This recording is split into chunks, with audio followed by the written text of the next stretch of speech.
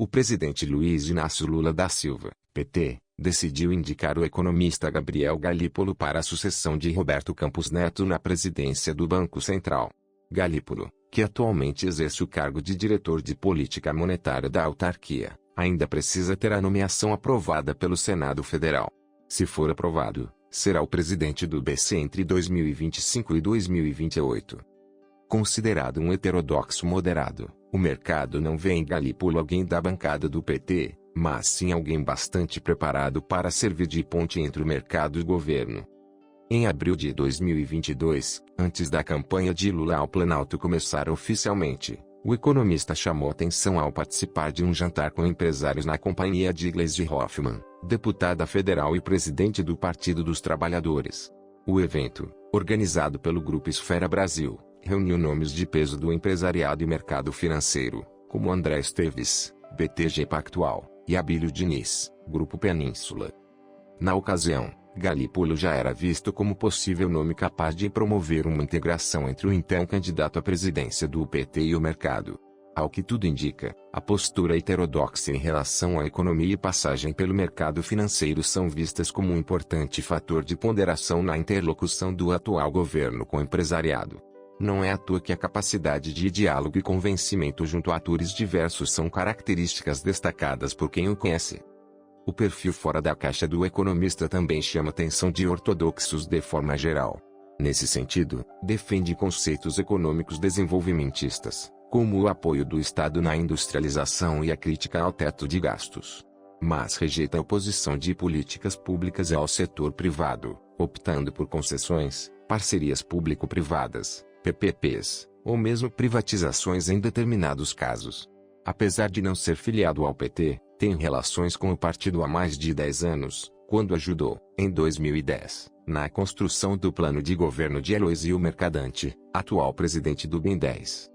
Como braço direito de Haddad, Galípolo teve a dura missão de gerir um rombo inicial de cerca de 300 bilhões de reais nos cofres públicos e acomodar uma demanda crescente por políticas públicas e promessas de programas sociais feitas na campanha.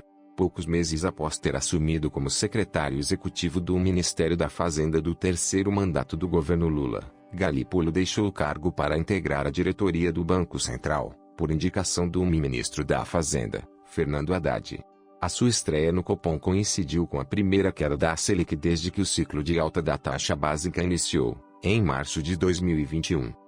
Na autarquia, Galípolo superou o ceticismo de agentes do mercado quanto ao seu nível de autonomia em relação ao Palácio do Planalto, mas também protagonizou um dos momentos mais tensos na autarquia, na reunião do Comitê de Política Monetária, Copom, de maio.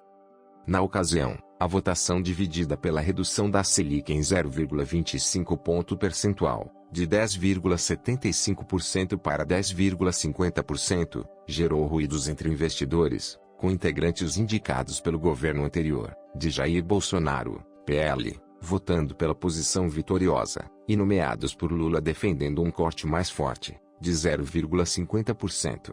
O episódio exigiu uma série de sinalizações posteriores de unidade dos integrantes da autoridade monetária para virar a página. Nos últimos meses, Galípolo se tornou o principal favorito a assumir o BC a partir de 2025. O economista, inclusive, já atuava como mensageiro do Copom ao lado de Campos Neto, fazendo comentários sobre a política monetária do BC. Quem é Gabriel Galípolo? Gabriel Galípolo é formado em Ciências Econômicas e mestre em Economia Política pela PUC de São Paulo, instituição na qual também foi professor nos cursos de graduação, de 2006 a 2012. Além disso, lecionou no MBA de PPPs e concessões da FESP, Fundação Escola de Sociologia e Política de São Paulo.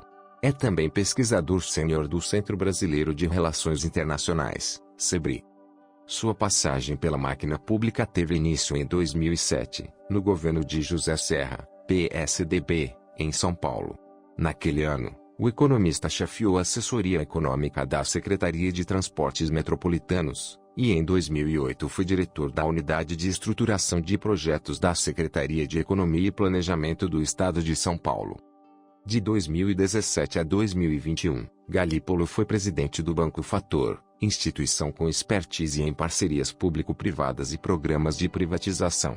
Em sua atuação no banco, conduziu os estudos para a privatização da Companhia Estadual de Águas e Esgotos do Rio de Janeiro, SEDAI, processo que teve início em 2018. Em 2021, o Banco Fator e o BNDES lideraram o leilão da estatal, operação que arrecadou 22,6 bilhões de reais com a venda de 3 dos 4 blocos ofertados. Galípolo e Haddad compartilham pensamentos e posições muito semelhantes em relação à economia. No ano passado, escreveram juntos um artigo sobre como a criação de uma moeda do Mercosul poderia acelerar a integração regional.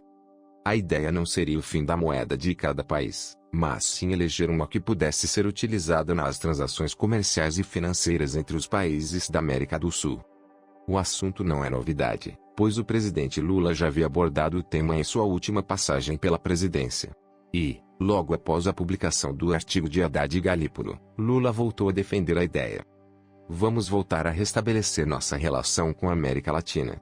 E se Deus quiser vamos criar uma moeda na América Latina, porque não tem esse negócio de ficar dependendo do dólar. Se você gostou deste vídeo não se esqueça de se inscrever em nosso canal. Clique no botão de inscrição abaixo e ative as notificações para não perder nenhum de nossos próximos vídeos. Juntos, podemos continuar aprendendo e crescendo rumo ao sucesso. Obrigado por assistir e até o próximo vídeo.